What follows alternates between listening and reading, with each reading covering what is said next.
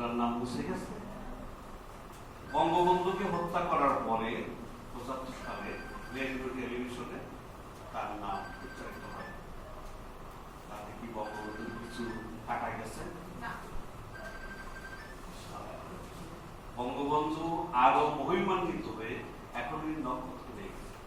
এই যে আজকে যারা তার নাম উচ্চারণ করছে না, তার বাড়ি পোড়াচ্ছে, তার মূল ভাস্কর্য ভাঙছে, তাতে তার কিছু যায় না। ইতিহাস তার গতিতে চলবে। আমাদেরকে নিষেধ করা হয়েছে জয় বাংলা বলা।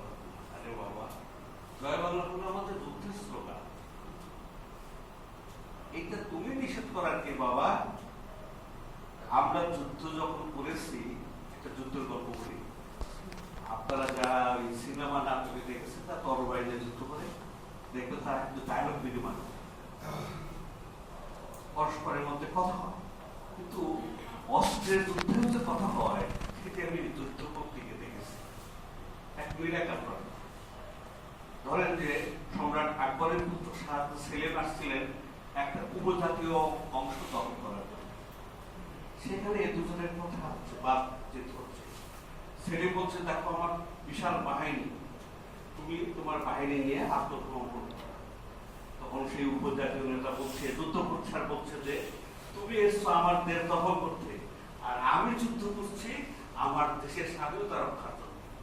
অথবা আমি আত্মসমর্পণ করবো, আমি তো যুদ্ধ করতে করতে মারা যাবো, আমার স্বাধীনতা।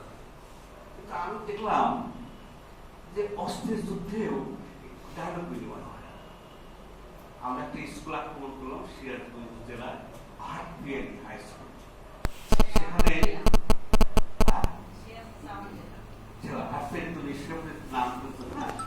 সেই হাই স্কুল আমরা আক্রমণ করলাম। সেখানে শতাধিক পাকাচি, 50 জনের মতো ছিল পাকিস্তানি পুলিশ, তাদের রেঞ্জার, আর 20-25 জন ছিল রাজা। আর আমরা 3টি বাহিনী একত্রিত হয়ে ওই স্কুল 3 দিক থেকে আক্রমণ করেছি। উত্তর দিকটা ছিল ওই স্কুল ঘরের উত্তর দিকটা ছিল আখের ক্ষেত, যে কারণে আমরা 3 দিক থেকে ওই স্কুলটাকে আক্রমণ করেছি। আমাদের কমান্ডার যে ছিলেন, ওনার নাম হলো মোজাফফর। পরবর্তীতে উনি লক্ষ্মী বাহিনীর মেজর ছিলেন, পরে লক্ষ্মী বাহিনী বন্ধ হওয়ার পরে উনি সেনাবাহিনীতে, তারপরে সেনাবাহিনীর পরে উনি এখন মানে চাকরিতে নেই। জিয়াউর রহমান হত্যার সঙ্গে তিনি জড়িত ছিলেন। উনি আমাদের কমান্ডার ছিলেন। ওনার বাঁশি বাজার সঙ্গে সঙ্গে তো ফায়ার শুরু হয়ে গেল। আমরা যে কটা ফায়ার করি তার চেয়ে অধিক বৃষ্টির মতো ফায়ার করে পাবেন। তাতে অনেক গোলা বারুদ অস্ত্র, ভারী অস্ত্র। 20-25 মিনিট এক টানা গুলি হচ্ছে দুই পক্ষে। হঠাৎ গুলি বন্ধ।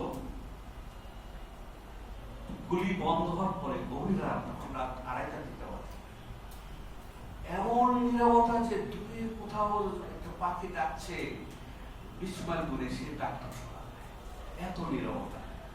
হঠাৎ করে পাকিস্তান জিন্দাবাদ বলে উঠছে ওই পাকিস্তান। সঙ্গে সঙ্গে আমাদের দিক থেকে জয় বাংলা। ভাই, সেই জয় বাংলা যখন বলছি, মনে হচ্ছে যুদ্ধের যে উন্মাদনা, তার চেয়ে বেশি উন্মাদনা ফিল করছে সেই জয় বাংলা পক্ষে। তাহলে জয় বাংলা হলো আমার যুদ্ধের স্লোগান। তুমি কি দেন আমাকে বেটা? কে তুমি? তোমাকে এই অধিকার কে দিয়েছে? আমি যুদ্ধের ময়দানে এই স্লোগান দিয়েছি। এবং তারপর যেটা হয়েছে সেটা খুবই আছে, দুই পক্ষে গালাগালি, তারা যেরকম গালাগালি করছে আমরা। এই প্রসঙ্গে একটু কথা বলা দরকার। যুদ্ধ খুব খারাপ জিনিস, খুবই খারাপ জিনিস। এই যে পাকিস্তানিরা আমাদের নারীদের যে নির্যাতন করেছে, এটি শুধু পাকিস্তানিরা করেছে? সব যোদ্ধারাই করেছে, আমার নবীজিও করেছে। সে কিভাবে করেছে? সে ভাগ করে দিয়েছে।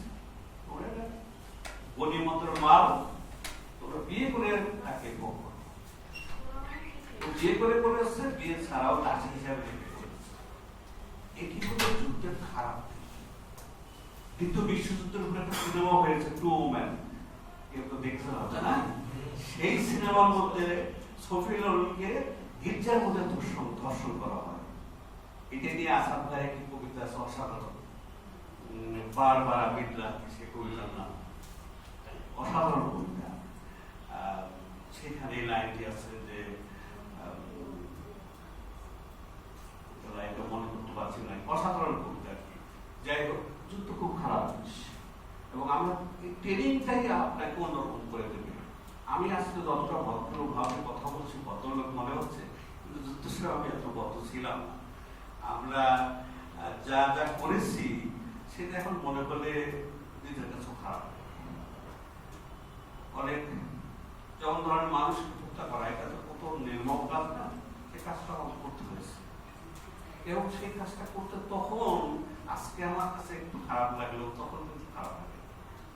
তখন আমার উন্মাদনা কাজ করেছে যে ওরা ও আমার সাথে যুদ্ধ করছে, ও তো আমাকে মেরে ফেলবে, তাহলে ওকে আমার মারতে হবে না, ও আমাকে মেরে ফেলবে, এই জন্য ওকে আমি মেরেছি।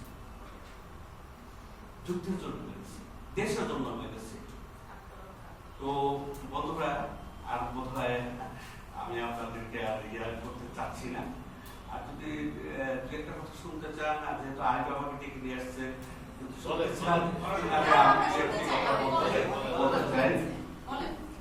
বলতে চাই সেটা হলো যে আগে বললাম যে এমন একটা দেশ পেলাম যে দেশটা সবকিছু, এটা তো চাইনি, এটা আমরা চাইনি। একজন গোলাম আহমেদ ছেড়ে এসে বললো করতে হবে, পরিবর্তন করতে হবে জাতিসংঘ। এখানে উনি আজকে হঠাৎ করে অনুষ্ঠানের মাঝখানে জাতিসংগীত শুরু করলেন। এটা শুরুতে করলে ভালো হতো অথবা শেষে করলে ভালো হতো। তো এই জাতিসংগীত দিয়ে আমি আমার একটু স্মৃতি কথা বলব। সেটা হলো যে আমাদের এক পাশে হলো তুরার পাহাড়। তুরার পাহাড় হলো মেঘালয় রাজ্যে বিশাল ক্যাম্প। আমরা একসঙ্গে প্রায় ৫,০০০ ছেলে ট্রেনিং করেছি। বিশাল ক্যাম্প এবং ইন্ডিয়ান আর্মিরা আছে এক পাশে, আর এক পাশে আমাদের ট্রেনিং হচ্ছে। শপথের দিন আমরা এই ৫,০০০ ছেলে শপথ দিচ্ছি একসাথে, এবং সরকারের দিক থেকেও অনেক গুরুত্বপূর্ণ ব্যক্তিরা অনুষ্ঠানে আছে। এবং তার জন্য আমরা ৩ দিন রিহার্সাল করলাম, কিভাবে আমরা মানে ওই পতাকা ছুঁয়ে, পবিত্র কোরআন ছুঁয়ে শপথ করবো, এগুলো একটা রিহার্সাল। এবং অনুষ্ঠানের শিক্ষা হবে জাতিসংগীত। তার জন্য ১০ জন ছেলেকে অডিশনের মাধ্যমে বাছাই করা হবে, যারা এই জাতিসংগীত গাইবে। সেই ১০ জনের একটা নাম। তো এটি আমার জীবনের একটা পরম পাওয়া, যে সেই তুরার পাহাড়ের ৫,০০০ ছেলের সামনে, আমাদের নেতৃবৃন্দের সামনে জাতিসংগীত গিয়েছে। এটা কি কথা না বলে নয়, সেটা হলো যে জাতিসংগীত আমি পুরো গাইতে পারি। ৫ লাইন গাওয়ার পরে আমার মুখরুদ্ধ হয়ে আসে, আবেগে কণ্ঠস্তব্ধ হয়ে যায়। আমি যখন সেই তুরার পাহাড়ে জাতিসংগীত গাচ্ছি, আমার ২ চোখ ভিজে যাচ্ছে। আমি তাকিয়ে দেখছি যে আমার পাশে যারা আছে, আমার সহযোদ্ধারা যারা গান গাচ্ছে, সবার চোখ ভেজা। এমন আবেগ, পৃথিবীর শ্রেষ্ঠ জাতিসংগীত। আমি এই বলতে চাই, কি বাক্য, কি শব্দ, কি শোভা, কি ছায়া গো, কি স্নেহ, কি মায়া গো, কি আসল বিছাইছ পথের মূলে নদীর কূলে কূলে। আর এরকম এরকম সাহিত্য, এরকম কথা, এরকম কাব্য কোন জাতিসংগীতে আছে বলে আমার মনে হয় না। রবীন্দ্রনাথ আরেকটি জাতিসংগীত লিখেছে ভারতের জন্য, সেটার সাথে আমাদের তার কোন তুলনাই চলে না। শ্রীলঙ্কা যেটা করেছে সেটাও মানে অসাধারণ, যদিও একটা জাতিসংগীত হিসাবে উনি লেখেননি, কিন্তু এটি তখনকার দিনের আমাদের যারা নেতৃত্বে ছিলেন ইশতেহার পাঠ হল ৩রা মার্চে পল্টন ময়দানে। সেখানেই নির্ধারণ হয় যে এই গানের এত লাইন আমাদের জাতিসংগীত হবে। সেই অনুষ্ঠানে বঙ্গবন্ধু উপস্থিত ছিলেন, এই ইশতেহার পাঠ সাধারণ ছিলেন, তখন সে সাধারণ সংসদ।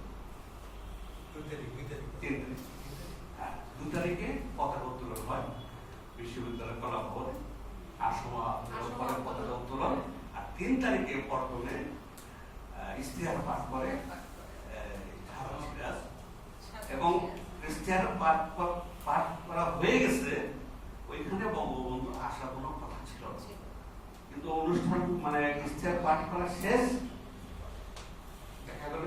বঙ্গবন্ধু আসছে তার দরবার নিয়ে আবার বঙ্গবন্ধুকে মঞ্চে তোলা হলো এবং আবার ইশতেহার পাঠ করা হলো এবং বিজ্ঞানে পাঠ করার পরে বঙ্গবন্ধুর কাছ থেকে অনুমোদন নেওয়া হলো। বঙ্গবন্ধু বললেন হ্যাঁ ঠিক আছে, তবে ঠিক আছে।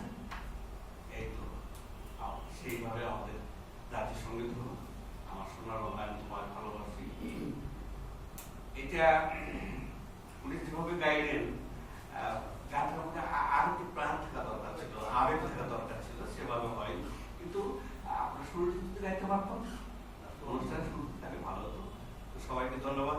আমার বক্তৃতা আপনারা মন দিয়ে শুনেছেন, শুনে শব্দ করেনি, সাহিত্য করেনি। আমি খুবই খুশি।